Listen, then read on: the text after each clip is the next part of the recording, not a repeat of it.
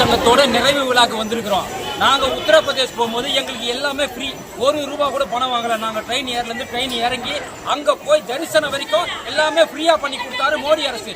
ஆனால் அந்த 5 மொத்தம் 4 செக்டார் எங்களுக்கு ஸ்பேஸ் 1 2 3 4 பேரையும் சேர்த்து நிறைவு விழாவை இங்கே ராமேஸ்வரம் நடத்துகிறாங்க.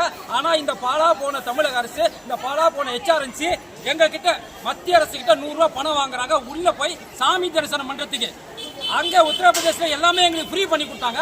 ஆனா இங்க தமிழக அரசு, மத்திய அரசு தமிழக மக்களுக்காக செய்யறாங்க. தமிழக மக்கள் அங்க போறப்ப ஃப்ரீ. இதே மத்திய அரசுக்கு என்ன அவசியமா?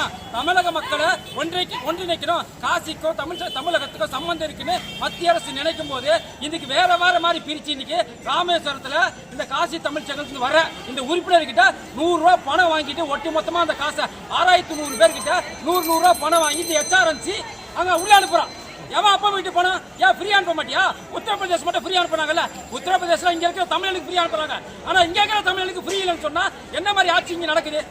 இதே மாதிரி அதாவது நீ நார்மலா வரவங்க பணம் வாங்க. இது காசி தமிழ் சங்கம்ன்ற நிகழ்ச்சி. இந்த நிகழ்ச்சி கூட நீ பணம் வாங்குவேன்னு சொன்னா அப்ப வேணுமென்னே இந்த மு.க. ஸ்டாலினோட அரசு வேணுமென்னே இந்த நிகழ்ச்சியை சதி செய்து புறக்கணிக்கணுங்கிறதுக்காக வேணும்னே பண்றாங்க இந்த அரசு. எதுக்கு ₹100 வாங்குறீங்க? காசி தமிழ் சங்கம் நிகழ்ச்சிக்கு வரவங்க கிட்ட எதுக்கு ₹100 வாங்குறீங்க? எந்த அடிப்படையில் ₹100 வாங்குறீங்க?